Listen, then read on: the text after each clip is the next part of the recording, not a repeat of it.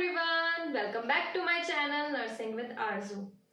तो आज का हमारा टॉपिक है primary health care foundation of nursing subject से।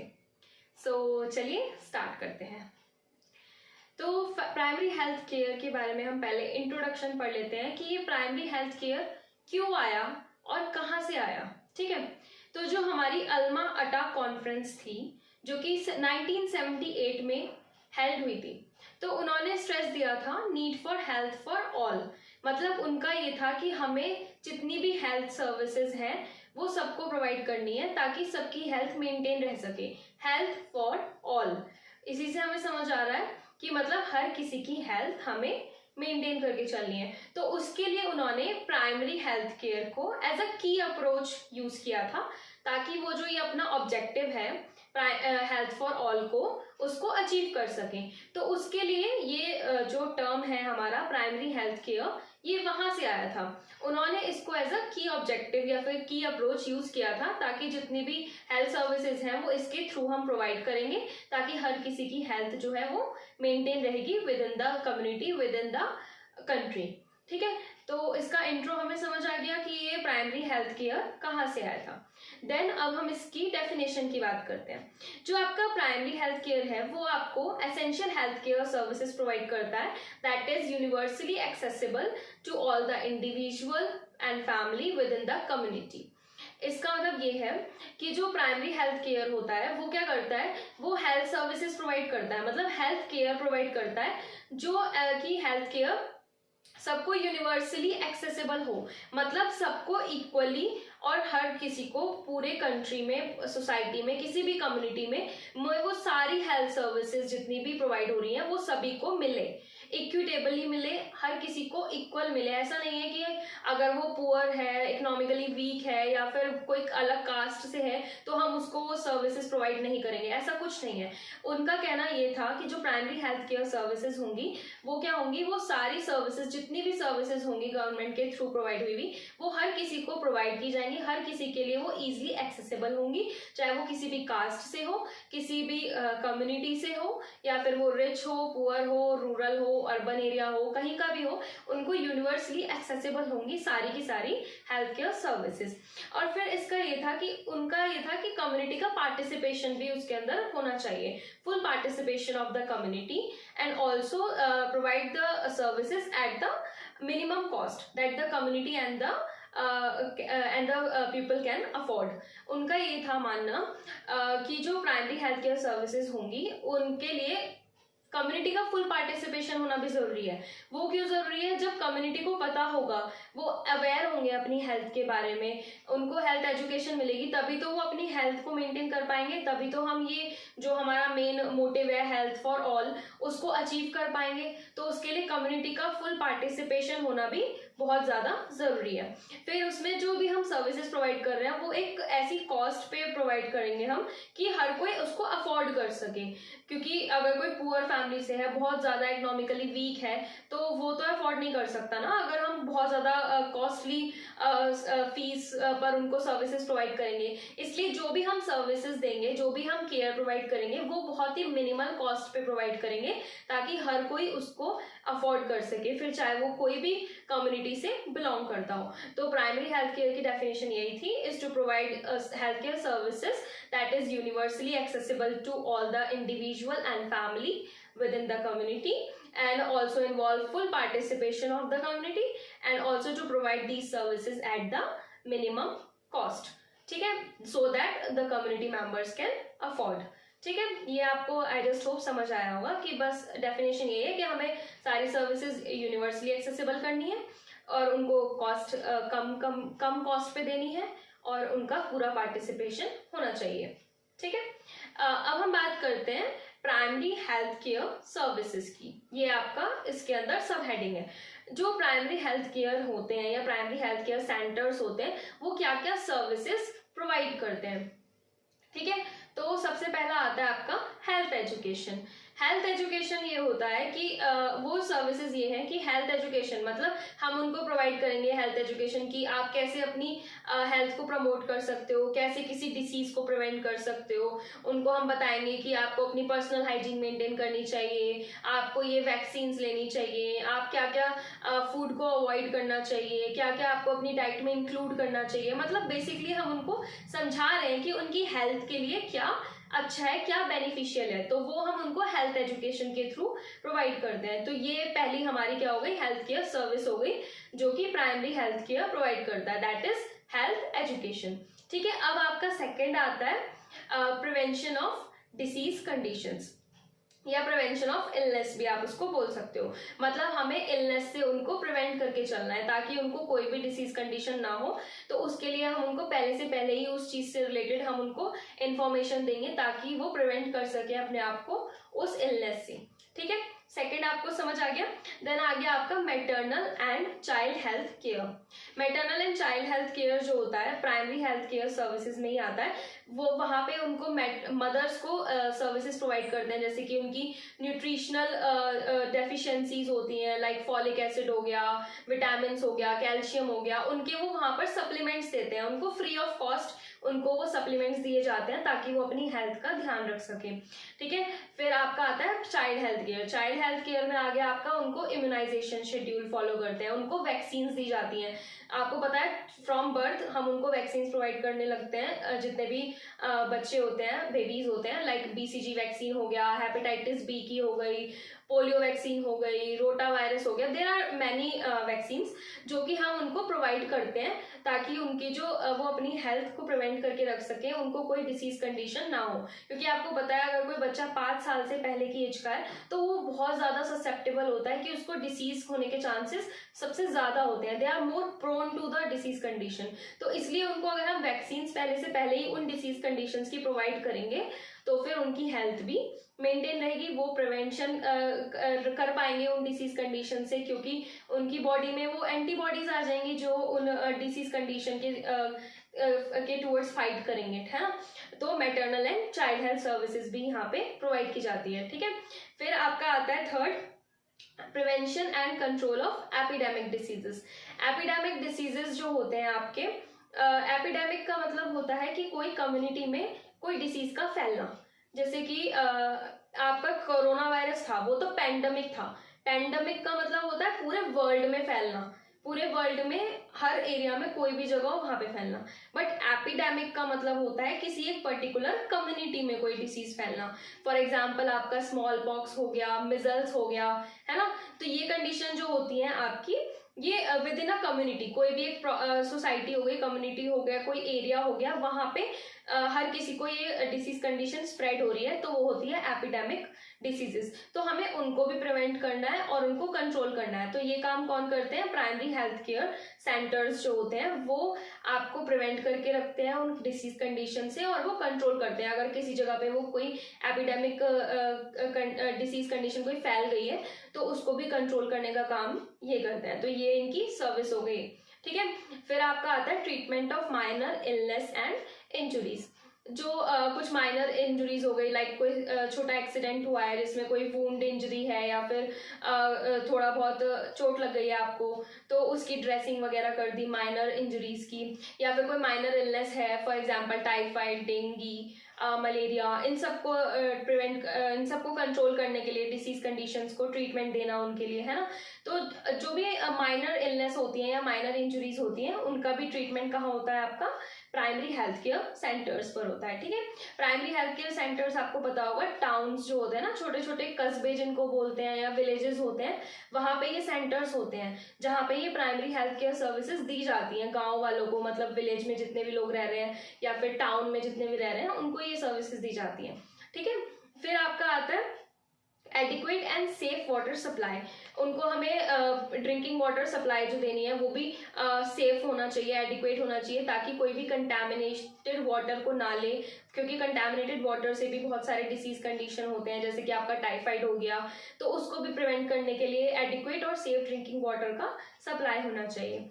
ठीक है, देन आपका आता है that is promotion of mental health. Mental health को भी प्रमोट करके चलना है, मतलब जो लोगों की मेंटल हेल्थ है उसमें भी इम्प्रूवमेंट लाना है, उनको बताना है कि आप कैसे स्ट्रेस फ्री रह सकते हो मेडिटेशन के थ्रू, योगा वगैरह के थ्रू, है ना। तो ये सब भी हम उनकी मेंटल हेल्थ को प्रमोट करेंगे, उनको अवेयरनेस क्रिएट करेंगे कि क्या होता है मेंटल हेल्थ, कैसे वो अपनी मेंटल हेल्थ को मेंटेन करके रख सकते हैं, कैसे वो वर्क लाइफ बैलेंस करके रख सकते हैं। तो प्रमोशन ऑफ मेंटल हेल्थ हो गया।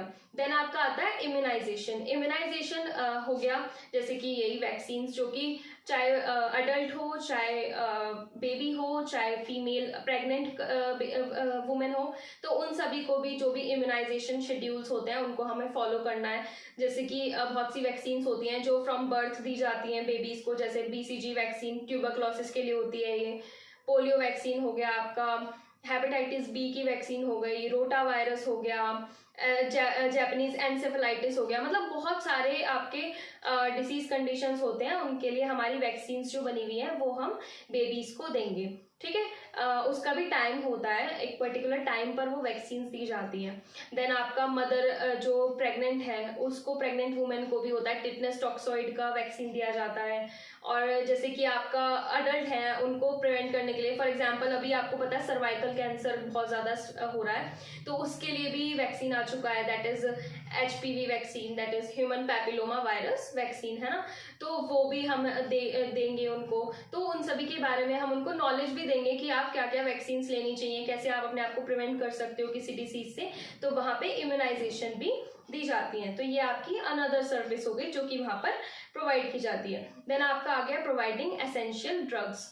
जो भी एसेंशियल ड्रग्स हैं या मेडिसिन हैं या ट्रीटमेंट है जो कि दिए जा सकते हैं किसी भी माइनर इलनेस में, तो वो भी वहाँ पे प्रोवाइड किए जाते हैं। ठीक है, तो हमने आपके जो प्राइमरी हेल्थ केयर की सर्विसेज थी वो हमने पढ़ी हैं।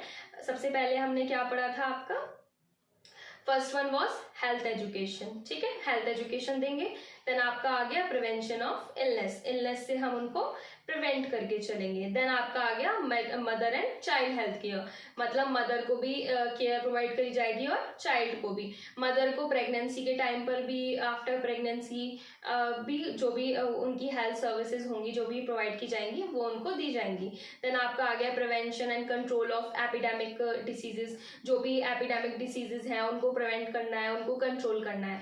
देन आपका आ गया treatment of minor illness and injuries, हमें जो भी माइनर इंजुरीज हैं या इलनेस है उनको भी ट्रीट करना है। देन आ गया आपका adequate and safe drinking water supply, मतलब सेफ ड्रिंकिंग वाटर सप्लाई होना चाहिए ताकि वो कंटामिनेटेड वाटर से बचें और उससे कोई डिसीज कंडीशन होने से वो बच सकें। देन आपका आ गया नेक्स्ट वन इज आपका प्रोविजन ऑफ एसेंशियल ड्रग्स, जो भी एसेंशियल ड्रग्स हैं वो उनको दिए जाएंगे ट्रीटमेंट वगैरह, माइनर इलनेस वगैरह से प्रिवेंट करने के लिए उनको। देन आपका आ गया promotion of mental health, mental health को हम उनकी प्रमोट करेंगे ताकि वो अवेयर रहे अपनी मेंटल हेल्थ के बारे में, स्ट्रेस वगैरह मेंटेन कर सकें। देन आपका आ गया प्रमोशन ऑफ मेंटल हेल्थ हो गया। देन आपका आ गया इम्यूनाइजेशन, इम्यूनाइजेशन वगैरह फॉलो करें, वैक्सीन्स वगैरह लें ताकि वो अपने आप को पहले से पहले ही प्रिवेंट करके चल सके किसी भी डिसीज कंडीशन को होने से। ठीक है, अब हमारे हो गए प्राइमरी हेल्थ केयर की सर्विसेज। अब नेक्स्ट आपका जो टॉपिक है that is principle of primary health care. तो पहला प्रिंसिपल जो है हमारा that is equitable distribution. Equitable distribution ये है कि हमें जितनी भी हेल्थ केयर सर्विसेज हैं वो सभी को इक्वली डिस्ट्रीब्यूट करनी है, मतलब हर किसी के पास इक्वल एक्सेस होना चाहिए हर एक सर्विसेज का, चाहे वो रिच हो, पुअर हो, किसी भी कास्ट से हो, किसी भी क्रीड से हो, अर्बन एरिया से हो, रूरल एरिया से हो, चाहे किसी भी रिलीजन से बिलोंग करता हो, तो उससे कोई फर्क नहीं पड़ता है। हमें उनको इक्वली हर किसी को ट्रीट करना है, हर किसी को services, health care services provide करनी है। देन आपका सेकंड आता है कम्युनिटी पार्टिसिपेशन।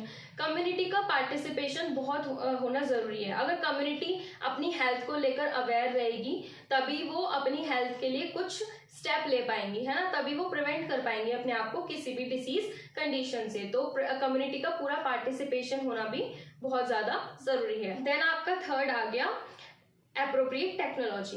एप्रोप्रिएट टेक्नोलॉजी का मतलब ये है कि हम सारी टेक्नोलॉजीज वो यूज करेंगे जो कि इजिली एक्सेसिबल हो, कॉस्ट इफेक्टिव हो, कॉस्टली इक्विपमेंट्स ना हो, ताकि हर कोई उन इक्विपमेंट्स को या फिर उन टेक्नोलॉजीज को, उन मेथड्स को अफोर्ड कर सके। तो इसलिए वो कॉस्टली नहीं होने चाहिए, क्योंकि कुछ इक्विपमेंट्स ऐसे होते हैं या कुछ ऐसी टेक्नोलॉजीज होती हैं, कुछ ऐसे मशीन्स होते हैं जो बहुत ज्यादा मेंटेनेंस कॉस्ट होता है उनका, तो उनको मेंटेन करना बहुत डिफिकल्ट होता है, बिकॉज वो बहुत ज्यादा एक्सपेंसिव होते हैं, हाईली एक्सपेंसिव होते हैं। तो उन टेक्निक्स का हम यूज नहीं करेंगे, हम ऐसी टेक्निक्स का यूज करेंगे या टेक्नोलॉजीज का, मेथड्स का यूज करेंगे जो कि कॉस्ट इफेक्टिव हो, जो कि हर कोई अफोर्ड भी कर सके और उनको मेंटेन करना भी इजी हो। तो एप्रोप्रिएट टेक्नोलॉजीज का हम यहाँ पे यूज करेंगे। ये आपका थर्ड प्रिंसिपल हो गया। देन हमने फोर्थ पढ़ेंगे इसके बारे में, that is intersectoral coordination. Intersectoral coordination मतलब जो है कि जो प्राइमरी हेल्थ केयर सेंटर्स हैं या प्राइमरी हेल्थ केयर है, वो क्या करेंगे, वो अदर हेल्थ केयर सेक्टर्स जो होते हैं उनके साथ कोलैबोरेट करेंगे या कोऑर्डिनेट करेंगे, ताकि जो हेल्थ सर्विसेज है वो सबको इजिली प्रोवाइड हो सके। जैसे कि आपका एग्रीकल्चर सेक्टर हो गया या सोशल वेलफेयर सेक्टर हो गया, आपस में वो लोग कम्युनिकेट करेंगे अदर हेल्थ केयर सेक्टर्स के साथ, जितनी भी है उनके साथ कम्युनिकेट करके प्रॉपर वो आपको हेल्थ केयर सर्विसेज अच्छे से प्रोवाइड कर सके।